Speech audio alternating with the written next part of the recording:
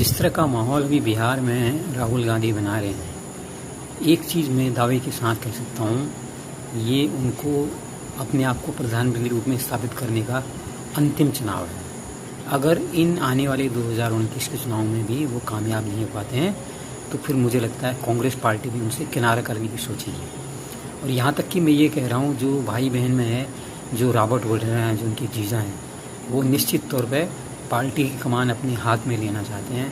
अगर इन 4-5 साल में वो कामयाब नहीं होते, आगे बढ़ते हुए नहीं दिखते हैं, तो निश्चित तौर पर जो रॉबर्ट वाड्रा है, प्रियंका गांधी के द्वारा कांग्रेस पार्टी की कमान अपने हाथ में लेना चाहेंगे। इसलिए 5 साल हैं राहुल गांधी का अपनी को स्थापित करने के लिए, ऐसा वो खुद जानते भी हैं। और दूसरी बात, इसीलिए वो जो गाली गलौज की भाषा करते हैं रोज़ प्रधानमंत्री के लिए, तू तड़ाक, वो ये करता है, वो कहाँ जाता है, वो मेरी बात का जवाब नहीं दे रहा है, वो चोर है इसलिए इसे मान रहा है, पूरा एक रिकॉर्ड रहा है, वो बोफोर्स घोटाले, ये घोटाले, उसके बारे में बात नहीं करनी चाहिए। ठीक है, एक बड़ी लीगेसी रही है इनके परिवार की, जो जवाहरलाल नेहरू ने आज़ादी के बाद से देश के विकास में जो योगदान किया है उसको भुलाया नहीं जा सकता।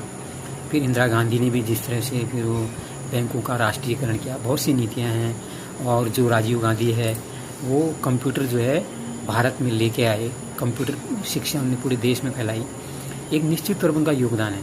लेकिन राहुल गांधी अपने जो पूर्वज हैं उनके कदमों पर कहीं भी चलते हुए नहीं देखते हैं। उनको ये लगता है कि जो शासन सत्ता में, भारत की शासन सत्ता में अधिकार सिर्फ उन्हीं के परिवार का है, इस नाते ही उनको प्रधानमंत्री का अधिकार है। लेकिन ये जनतंत्र है, उसमें था उनके पिता के समय, उनके माँ दादी के समय तक यहाँ पर विपक्ष मजबूत नहीं था।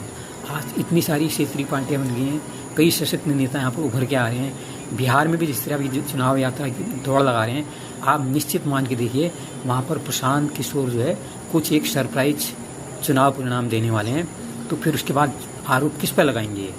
तब तो मुझे नहीं लग रहा यहाँ पर जदयू और बीजेपी का गठबंधन कामयाब हो रहा है और राजद और कांग्रेस वहाँ पर आगे आ पाएंगे। मुझे अब इसकी संभावना धूमिल पड़ती जा रही है। जिस तरह से गाली गलौज पे उतर आए हैं, कहीं ना कहीं लोगों के अंदर ही संवेदना होगी।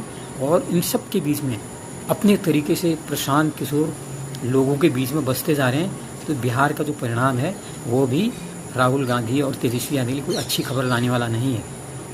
फिर ये क्या आरोप लगाएंगे? इसलिए अगर अपनी भाषा को अभी ये संयम कर लें तो शायद कुछ समझ सकता है, नहीं तो प्रधानमंत्री बनने की कोशिश करने के लिए यही 5 वर्ष उनके पास हैं, फिर उनको कुछ भी मौका आगे नहीं मिलने वाला है। आप क्या समझते हैं? आप बताइए। नमस्कार।